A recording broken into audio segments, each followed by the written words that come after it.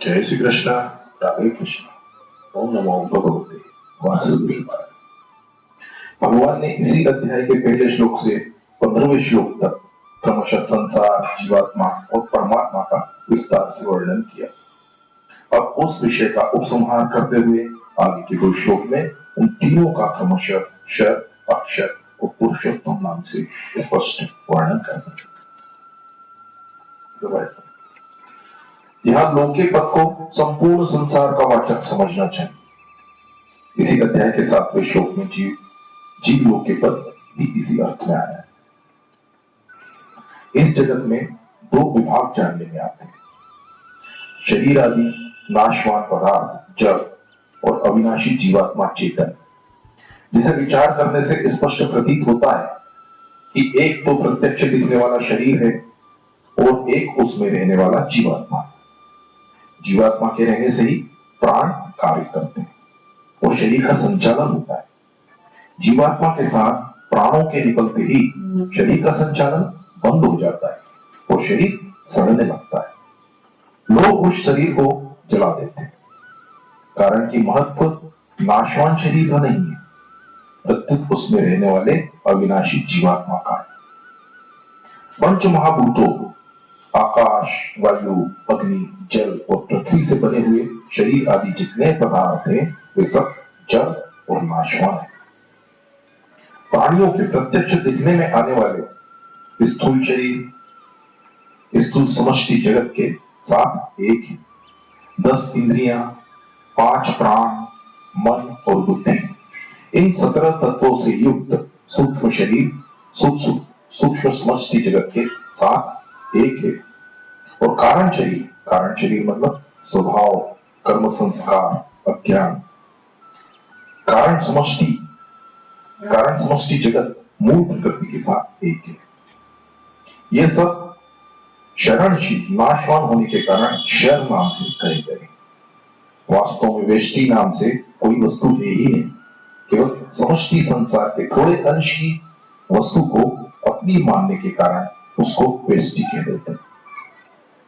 संसार के साथ शरीर आदि वस्तुओं की भिन्नता केवल राग, ममता आदि के कारण मानी हुई है, वास्तव में है नहीं। मात्र पदार्थ और क्रियाएं प्रकृति की ही है।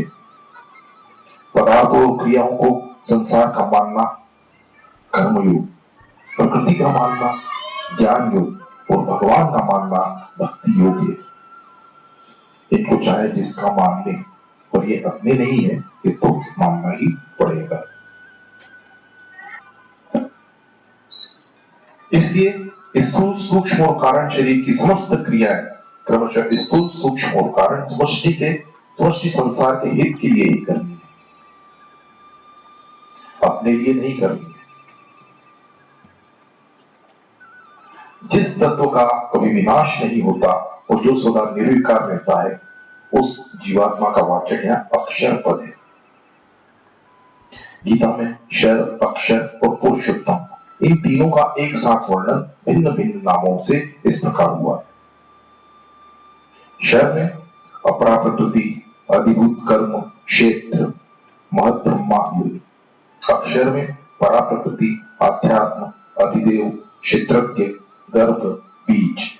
पुरुषोत्तम में अहम, ब्रह्म, अधियज्ञ, माम, अहम, पिता। प्रकृति जड़ है और जीवात्मा चेतन परमात्मा का अंश होने से चेतन है। इसी अध्याय के 3रे श्लोक में भगवान ने जिसका छेदन करने के लिए कहा था, उस संसार को यहाँ शर पद से, और 7वें श्लोक में भगवान ने जिसको अपना अंश बताया था, उस जीवात्मा को यहाँ अक्षर पद से कहा गया। यहाँ आए शर, अक्षर और पुरुषोत्तम, ये तीनों ही शब्द गीता में तीनों लिंगों से आए हैं।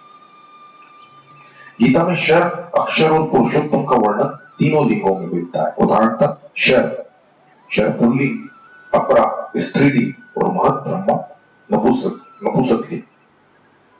अक्षर में जीवभूत पुल्लिंग, जीवभूता स्त्रीलिंग और अध्यात्म नपुंसकलिंग। पुरुषोत्तम में भर्ता पुल्लिंग, गति स्त्रीलिंग और शरणम नपुंसकलिंग। इससे यह समझना चाहिए कि प्रकृति, जीवात्मा और परमात्मा न तो स्त्री है, न पुरुष है और न ही नपुंसक है। वास्तव में लिंग भी शब्द की दृष्टि से है, तत्व में कोई लिंग नहीं है। शर और अक्षर दोनों से उत्तम पुरुषोत्तम नाम की सिद्धि के लिए भगवान ने शर और अक्षर दोनों को पुरुष नाम से कहा। इसी अध्याय के आरंभ में जिस संसार वृक्ष का स्वरूप बताकर उसका छेदन करने की प्रेरणा की गई थी, उस संसार वृक्ष को यहाँ शर नाम से कहा। यहाँ भूतानी पद प्राणियों के स्थूल, सूक्ष्म और कारण शरीरों का ही वाचक समझना चाहिए, कारण कि यहाँ भूतों को नाशवान बताया गया है। प्राणियों के शरीर ही नाशवान होते हैं, प्राणी स्वयं नहीं। अतः यहाँ भूतानी पद जड़ शरीरों के लिए ही आया है।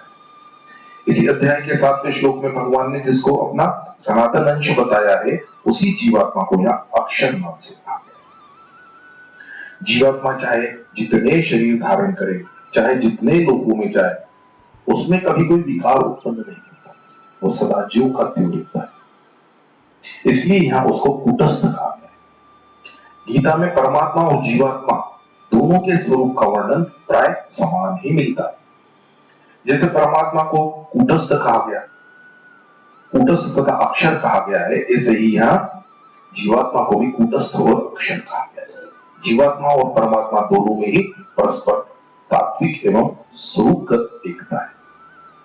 स्वरूप से जीवात्मा सदा सर्वदा निर्विकारी, परंतु भूल से प्रकृति और उसके कार्य, शरीर आदि के साथ अपनी एकता मान लेने का कारण उसकी जीव संज्ञा हो जाती है। नहीं तो अद्वैत सिद्धांत के अनुसार वो साक्षात परमात्मा तत्व ही है।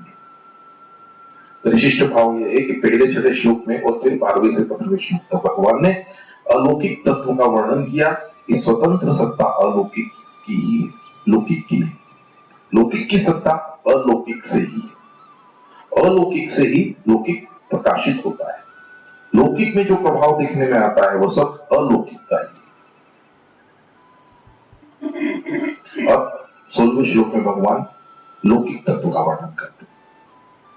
जगत, शर तथा जीव अक्षर दोनों लौकिक है और भगवान इन दोनों से विलक्षण अर्थात अलौकिक है। कर्मयोग और ज्ञान योग ये दोनों योग मार्ग भी लौकिक है। शर को लेकर कर्मयोग और अक्षर को लेकर ज्ञान योग चलता है, परंतु भक्ति योग अलौकिक है जो भगवान को लेकर चलता है। 7वें अध्याय में वर्णित अपरा प्रकृति को यहाँ शर नाम से और परा प्रकृति को यहाँ अक्षर नाम से कहा गया है। पूर्व श्लोक में शर और अक्षर दो प्रकार के पुरुषों का वर्णन करने के बाद अब भगवान ये बताते हैं कि उन दोनों से उत्तम पुरुष तो अन्य ही है। यहाँ अन्य पद परमात्मा को अविनाशी अक्षर जीवात्मा से भिन्न बताने के लिए नहीं, प्रत्युत उससे विलक्षण बताने के लिए आया। इसलिए भगवान ने आगे 18वें श्लोक में अपने को नाशवान शर से अतीत और अविनाशी अक्षर से उत्तम बताया। परमात्मा का अंश होते हुए भी जीवात्मा की दृष्टि या खिंचाव नाशवान शर की ओर ही हो रहा है, इसलिए यहाँ भगवान को उससे विलक्षण बताया गया है। उस उत्तम पुरुष को ही परमात्मा नाम से कहा जाता है। परमात्मा शब्द निर्गुण का वाचक माना जाता है, जिसका अर्थ है परम श्रेष्ठ आत्मा अथवा संपूर्ण जीवों की आत्मा। इस श्लोक में परमात्मा और ईश्वर दोनों शब्द है, जिसका तात्पर्य है निर्गुण और सगुण सब एक पुरुषोत्तम ही है। वह उत्तम पुरुष परमात्मा तीनों लोकों में अर्थात सर्वत्र समान रूप से नित्य व्याप्त है। यह विभक्ति पद का तात्पर्य है कि वास्तव में परमात्मा ही संपूर्ण प्राणियों का भरण पोषण करते हैं, पर जीवात्मा संसार से अपना संबंध मान लेने के कारण भूल से सांसारिक व्यक्तियों आदि को अपना मानकर उनके भरण पोषण आदि का भार अपने ऊपर ले लेता है। इससे वह व्यर्थ ही दुख पाता रहता है। जिस ब्रह्म से भी श्रेष्ठ छिपे हुए असीम और परम अक्षर परमात्मा में विद्या और अविद्या दोनों स्थित है, वही ब्रह्म है। विनाशशील जड़ वर्ग तो अविद्या नाम से कहा गया है और अविनाशी जीवात्मा विद्या नाम से। जो इन विद्या और अविद्या दोनों पर शासन करता है, वह परमेश्वर इन दोनों से भिन्न सर्वथा विलक्षण है। भगवान को अव्यय कहने का तात्पर्य है कि संपूर्ण लोगों का भरण पोषण करते रहने पर भी भगवान का कोई व्यय खर्चा नहीं होता, अर्थात उनमें किसी तरह की किंचित मात्र भी कमी नहीं आती, वे सदा ज्यों के त्यों ही रहते। ईश्वर शब्द सगुण का वाचक माना जाता है, जिसका अर्थ है शासन करने वाला। यद्यपि माता पिता बालक का पालन पोषण किया करते, तथापि बालक को इस बात का ज्ञान नहीं होता कि मेरा पालन पोषण कौन करता है, कैसे करता है और किस लिए करता है। इसी तरह यद्यपि भगवान मात्र प्राणियों का पालन पोषण करते हैं, तथापि अज्ञानी मनुष्य को भगवान पर दृष्टि न रहने से इस बात का पता ही नहीं लगता कि मेरा पालन पोषण कौन करता है। भगवान का शरणागत भक्त ही इस बात को ठीक तरह से जानता है कि एक भगवान ही सबका सम्यक प्रकार से पालन पोषण करते। पालन पोषण करने में भगवान किसी के साथ कोई पक्षपात विषमता नहीं करते। वे भक्त अभक्त पापी पुण्यात्मा आस्तिक नास्तिक आदि सभी का समान रूप से पालन पोषण करते हैं। प्रकृति तो विनाशशील है और उसे भोगने वाला जीवात्मा अमृत स्वरूप अविनाशी है। इन दोनों क्षर और अक्षर को एक ईश्वर अपने शासन में रखता है। भरण पोषण की बात भक्ति मार्ग में ही आ सकती है, ज्ञान मार्ग में नहीं, कारण कि भक्ति मार्ग में जीव और परमात्मा में भिन्नता मानी गई, इसलिए इस प्रकरण को भक्ति का ही मानना चाहिए। किसी पर कृपा करते समय भगवान ऐसा विचार नहीं करते ये जाति रूप धन और आयु से उत्तम है या अधम, स्तुत्य है या निंद्य है। यह अंतरात्मा रूपी महामेघ आंतरिक भावों का ही रोकता है। मेघ क्या वर्षा के समय इस बात पर विचार करता है यह खेर है यह चंपा है। प्रत्यक्ष देखने में आता है कि भगवान द्वारा रचित सृष्टि में सूर्य सबको समान रूप से प्रकाश देता है, पृथ्वी सबको समान रूप से धारण करती है, वैश्वानर अग्नि सबके अन्न को समान रूप से पचाती है, वायु सबको श्वास लेने के लिए समान रूप से प्राप्त होती है, अन्न जल सबको समान रूप से तृप्त करते हैं इत्यादि। विशिष्ट भाव है कि पुरुषोत्तम को अन्य कहने का तात्पर्य है कि क्षर और अक्षर तो लौकिक है और पुरुषोत्तम दोनों से विलक्षण अर्थात अलौकिक है। अतः परमात्मा विचार के विषय नहीं है, प्रत्येक श्रद्धा विश्वास के विषय। परमात्मा के होने में भक्त संत महात्मा वेद और शास्त्र ही प्रमाण है। अन्य का खुलासा भगवान ने आगे के श्लोक में किया है। इन पदों में 12वें और 15वें श्लोक तक का भाव आ गया है। मनुष्य का कर्तव्य तो मनुष्य लोक में है, पर भगवान का कर्तव्य तीनों लोकों में। वास्तव में भगवान का अपना कोई कर्तव्य नहीं है, फिर भी वे केवल जीवों के हित के लिए ही कर्तव्य करते हैं। पूर्व श्लोक में वर्णित उत्तम पुरुष के साथ अपनी एकता बताकर अब साकार रूप से प्रकट भगवान श्री कृष्ण अपना अत्यंत गोपनीय रहस्य प्रकट करते हैं। इन पदों में भगवान का यह भाव है कि शर प्रकृति प्रतिक्षण परिवर्तनशील है और मैं नित्य निरंतर निर्विकार रूप से ज्यों का त्यों रहने वाला हूं, इसलिए मैं शर से सर्वथा अधिक हूं।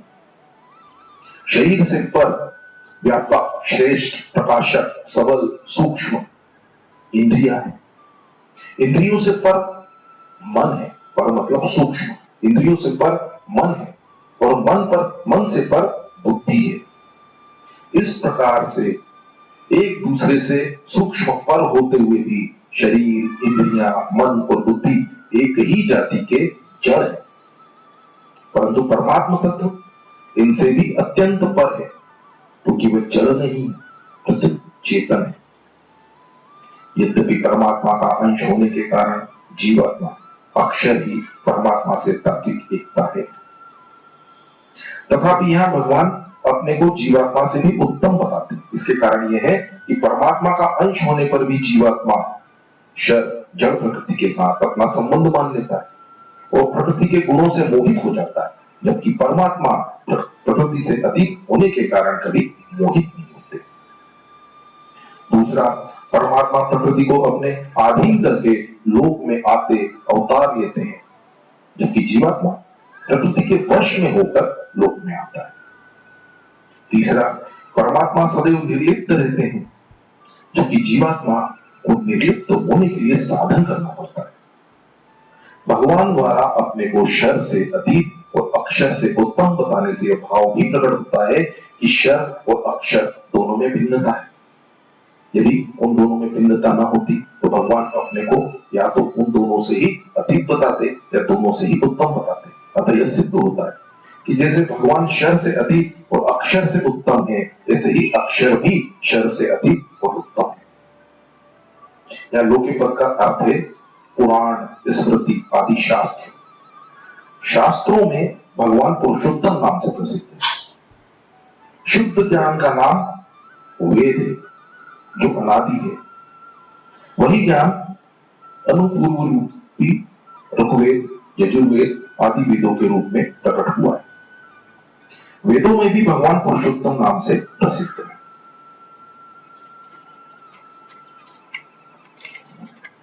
पूर्व श्लोक में भगवान ने कहा था कि शर और अक्षर दोनों से उत्तम पुरुष तो अन्य ही है। वह उत्तम पुरुष कौन है, इसको बताते हुए भगवान यह रहस्य प्रकट करते हैं कि वह उत्तम पुरुष पुरुषोत्तम में ही है। भौतिक सृष्टि मात्र शर नाशवान है और परमात्मा का सनातन अंश जीवात्मा अक्षर अविनाशी है। शर से अतीत और उत्तम होने पर भी अक्षर में शर से अपना संबंध मान लिया। इससे बढ़कर वो कोई दोष, भूल या गलती है ही नहीं। शर के साथ यह संबंध केवल माना हुआ है, वास्तव में एक क्षण भी रहने वाला नहीं। जैसे बाल्य अवस्था से अब तक शरीर बिल्कुल बदल गया, फिर भी हम कहते हैं कि मैं वही हूं।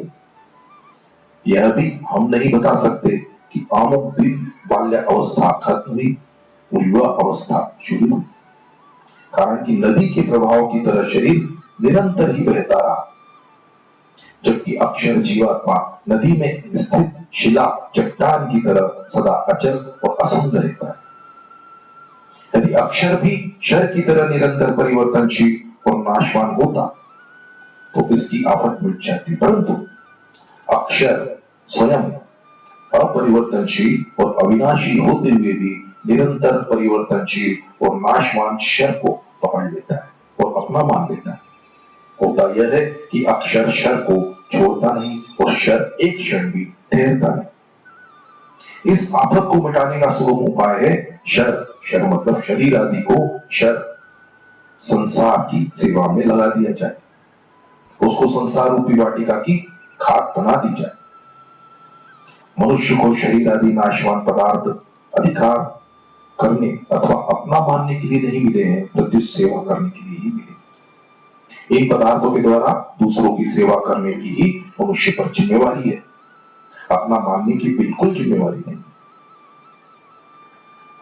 15वें अध्याय में भगवान ने पहले शर संसार वृक्ष का वर्णन किया, फिर उसका छेदन करके परम पुरुष परमात्मा के शरण होने अर्थात संसार से अपनापन हटाकर एकमात्र परमात्मा को अपना मानने की प्रेरणा की।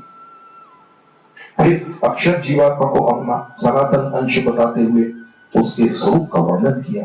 उसके बाद भगवान ने अपने प्रभाव का वर्णन करके बताया कि सूर्य, चंद्र और अग्नि में मेरा ही तेज है। मैं ही पृथ्वी में प्रविष्ट होकर अपनी शक्ति से चराचर सब प्राणियों को धारण करता हूँ। मैं ही अमृतमय चंद्रमा के रूप से संपूर्ण वनस्पतियों को पुष्ट करता हूँ। विश्वानर अग्नि के रूप में मैं ही प्राणियों के शरीर में स्थित होकर उनके खाए हुए अन्न को पचाता हूँ। मैं ही सब प्राणियों के हृदय में अंतर्यामी रूप से विद्यमान हूँ। मेरे से ही स्मृति, ज्ञान और अपोहन, भ्रम, संशय आदि दोषों का नाश होता है। वेद आदि सभी शास्त्रों के द्वारा मैं ही जानने योग्य हूँ और वेदों के अंतिम सिद्धांत का निर्णय करने वाला तथा वेदों को जानने वाला भी मैं ही हूँ।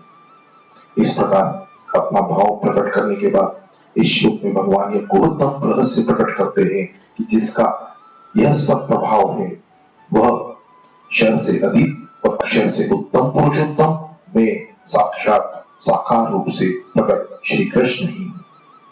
भगवान श्री कृष्ण ने अर्जुन पर बहुत विशेष कृपा करके ही अपने रहस्य की बात अपने मुख से ही प्रकट की है। जैसे कोई पिता अपने पुत्र के सामने अपनी गुप्त संपत्ति प्रकट कर दे, अथवा कोई आदमी किसी भूले भटके मनुष्य को अपना परिचय दे दे कि जिसके लिए तू दर दर भटक रहा है वह मैं ही हूं, तो तेरे सामने बैठा हूं। विशिष्ट भाव यह है कि अपनी अलौकिकता की तरफ दृष्टि कराने के लिए भगवान ने यह स्मार्ट पद दिया है। अक्षर शब्द जीवात्मा के लिए भी आता है और धर्म के लिए। यह शब्द सब जगत चेतन का वाचक ही आता है, जड़ का वाचक कहीं नहीं आता। क्षर और अक्षर की स्वतंत्र सत्ता नहीं है, पर परमात्मा की स्वतंत्र सत्ता है। क्षर और अक्षर दोनों परमात्मा में ही रहते हैं, परंतु अक्षर अर्थात जीव क्षर के साथ संबंध जोड़कर उसके अधीन हो जाता है। परमात्मा सदा असंग रहते हैं, वे क्षर के अधीन नहीं होते। इसलिए परमात्मा अक्षर जीव से भी उत्तम है।